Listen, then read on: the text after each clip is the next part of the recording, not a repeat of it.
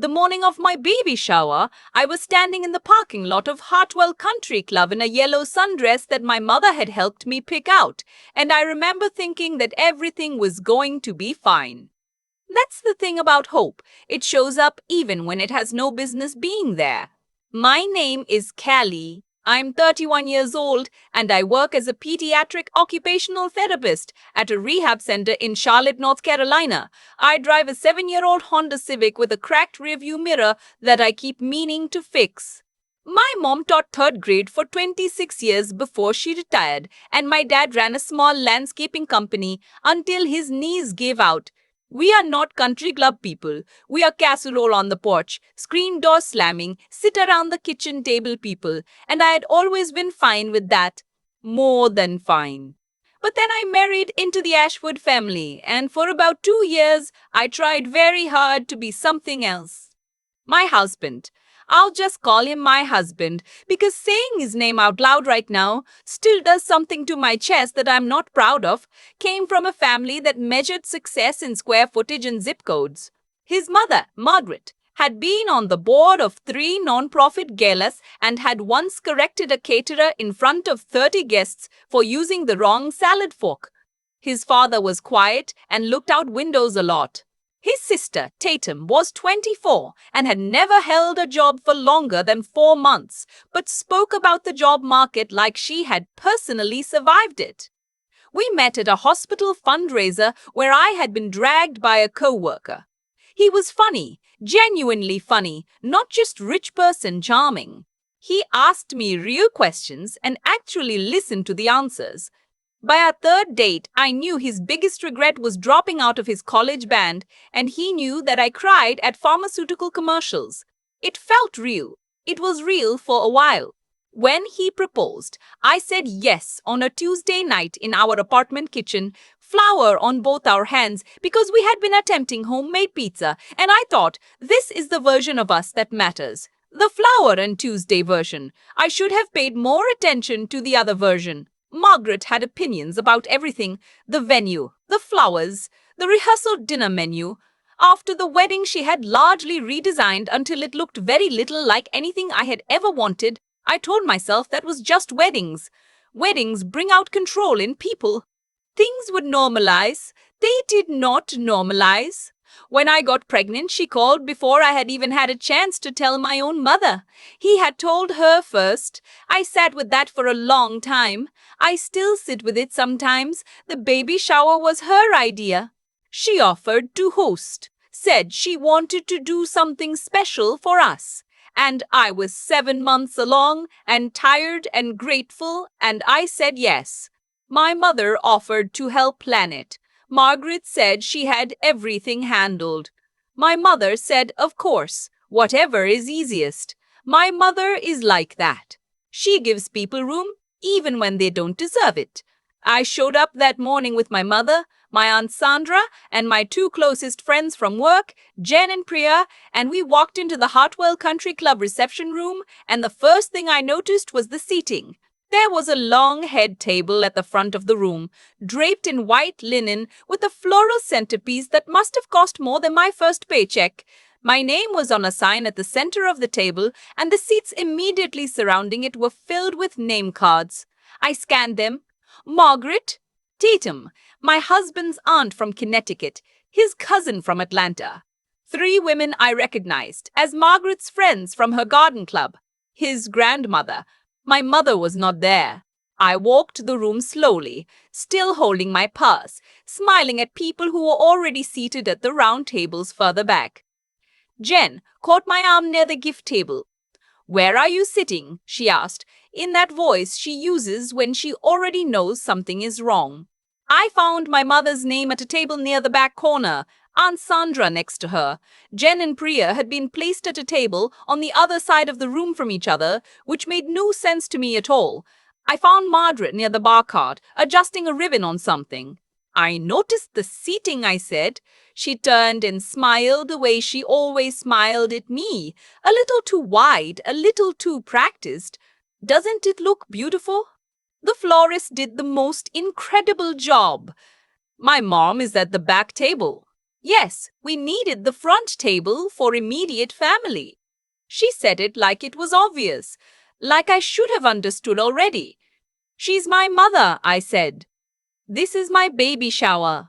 She is immediate family. Margaret tilted her head slightly. Callie, we have limited space at the head table. I had to make decisions. She turned back to the ribbon. I stood there for a moment. I had a very specific feeling in my chest. The one I had been collecting for 2 years, like coins dropped in a jar. Every time she talked over me at family dinners, every time she referred to my job as that therapy thing, every time she mentioned my parents' neighborhood with a certain careful neutrality that was somehow worse than contempt. The jar was full. I found my husband by the entrance talking to his cousin. Did you see the seating? I asked. He glanced over toward the tables and then back at me. It looks fine, Callie. My mom is in the back corner. It's just a shower. It's a few hours. He put his hand on my shoulder briefly, the way you'd pat someone to indicate the conversation was over. That was the moment, not the seating, not Margaret and the ribbon. That pat on my shoulder and the way he was already turning back to his cousin. I excused myself to the restroom.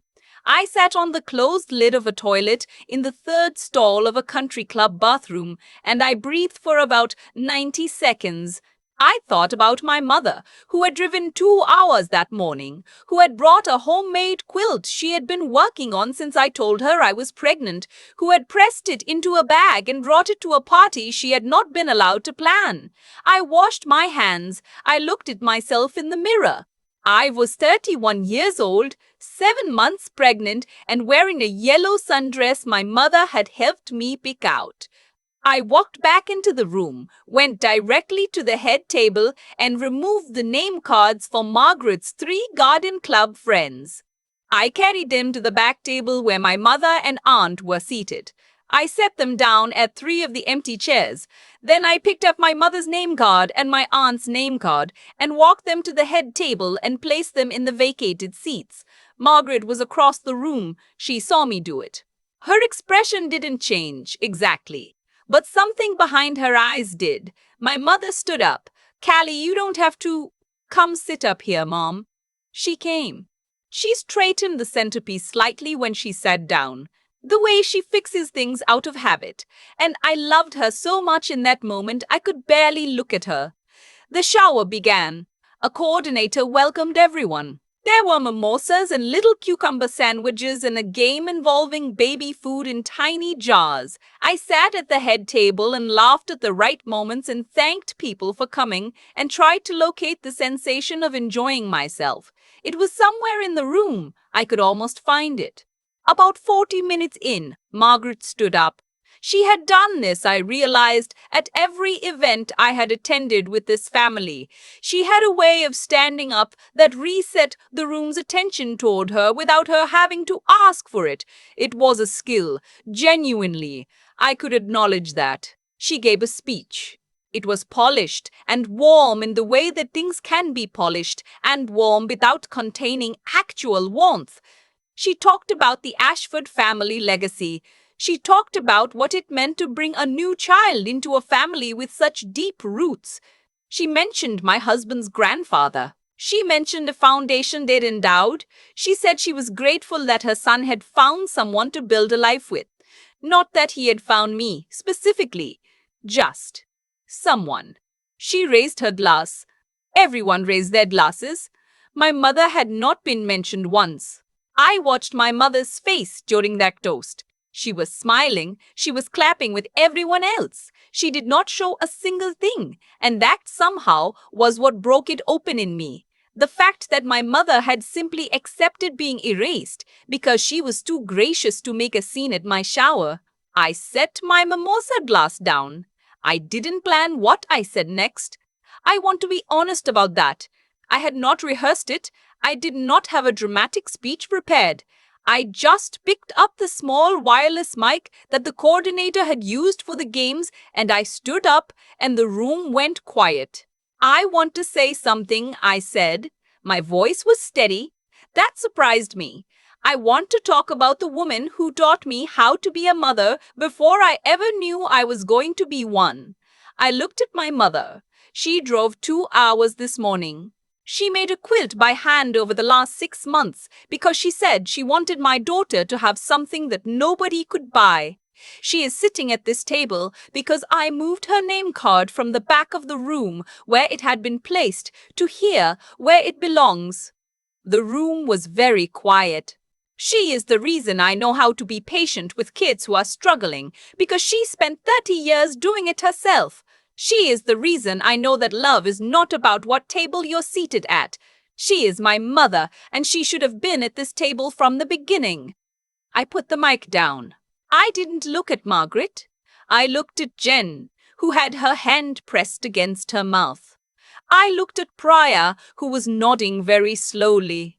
I looked at my mother, who had tears running down her face silently. The way she cries without any sound, like she doesn't want to bother anyone with it. I sat down. The coordinator started the next game approximately 45 seconds later because she was a professional, and that is what professionals do. Margaret did not say anything to me directly for the rest of the shower. She refreshed her lip gloss twice. She laughed at things with the garden club women who had been relocated to the back corner and had, to their credit, remained perfectly pleasant about it. My husband stood near the gift table for most of the afternoon and looked at his phone. Driving home, my mother reached over from the passenger seat and put her hand on mine where it rested on the gear shift. She didn't say anything. I had to pull over at a Walgreens parking lot because I couldn't see the road properly. "I'm sorry," I said. "You have nothing to be sorry for," she said. "I should have seen this sooner." She was quiet for a moment. Sometimes we need things to get very clear before we can act on them. I sat with that for a long time afterward. That night, I told my husband what I was feeling. Not the showers specifically, all of it. 2 years of it. The way his family spoke about my family, the way he stayed silent every time it happened, the way I had been slowly adjusting myself to fit into a shape that wasn't mine. I told him calmly. I wasn't cruel. I didn't raise my voice. He said I was being oversensitive. He said his mother had worked very hard on the shower. He said that I was always making things about your parents. I said, your daughter is going to watch how you treat my mother and know exactly what her grandmother is worth to this family. He didn't have an answer for that. I didn't sleep much that night. I lay in the dark and thought about the quilt in the nursery, folded over the crib rail, made from fabric my mother had collected over months, some from old shirts, some from fabric she'd bought in small pieces, all of it chosen deliberately. I thought about the head table. I thought about my husband's hand on my shoulder and the way he'd turned back to his cousin. I made an appointment with a therapist that week, and then I made an appointment with an attorney. I want to be clear, I did not leave my marriage because of a seating chart. I left because the seating chart was simply the moment I finally had to stop lying to myself about what was already there. The divorce took 8 months. Margaret hired her own attorney to consult on custody, which my attorney told me was unusual and which said everything about the dynamic I had been living inside. My daughter was born 6 weeks after I moved into the apartment I had rented in a neighborhood I actually liked, with a second bedroom and a small balcony, and no one to tell me which table I was allowed to sit at. Her name is Frances. Franny, mostly. She has my mother's mouth and the most serious expression I have ever seen on a 7-month-old. She grabs at things with both hands and holds on. I drove to my parents' house last Sunday for dinner. My dad made his chili. My mom held Franny the entire time, barely sat down to eat, just walked her around the kitchen pointing at things. The refrigerator, the window, the old calendar on the wall that nobody had changed since March, narrating the world to her. I sat at the kitchen table and watched them and thought about all the head tables I had been trying to sit at for so long. The one I wanted had been here the whole time. My husband's mother sent a card after Franny was born. It said she hoped we could move forward as a family for the child's sake. I kept it for 2 weeks and then put it in the recycling. Moving forward is exactly what I intend to do, just not the direction she meant. I've thought a lot about what actually happened that day. Not just the seating chart, not just the speech, but the whole thread of it, pulled back to its beginning. Here's what I know now that I didn't know then. The way people treat the ones you love most is information. It's not rudeness you push through. It's not awkwardness you smooth over. It's information about what they actually believe about you, about your worth, about whether you belong at their table, literally or otherwise. Margaret placed my mother in the back corner of that room because, in her mind, that's where my mother belonged. Not out of cruelty exactly, out of a worldview she had never once questioned. And for 2 years, I had been quietly absorbing that worldview and calling it compromise. That's the thing about allowing small erosions. They feel manageable in the moment. One dinner where you don't push back, one comment you let slide, one seating chart you almost accept. But each time you let it pass, you're teaching everyone in the room, including yourself, what you're willing to accept. I had been teaching Margaret that lesson for 2 years, and she had learned it well. What changed at the shower wasn't just that I spoke up. It was that I finally stopped treating my own mother's dignity as something negotiable. And the moment I did that, the moment I picked up those name cards and walked them to the front, something shifted in me that I don't think I could have shifted any other way. You can talk yourself into clarity. You can journal your way toward it. But sometimes you need to do the thing, even the small physical act of carrying a piece of paper across a room, to know for certain what you actually believe. I think about Franny growing up watching me. That's the part that settles everything when I start to second guess. She's going to learn what she's worth from what she sees me do. Not what I tell her, what she sees. She's going to watch how I let people treat me and understand from that what she's allowed to expect for herself.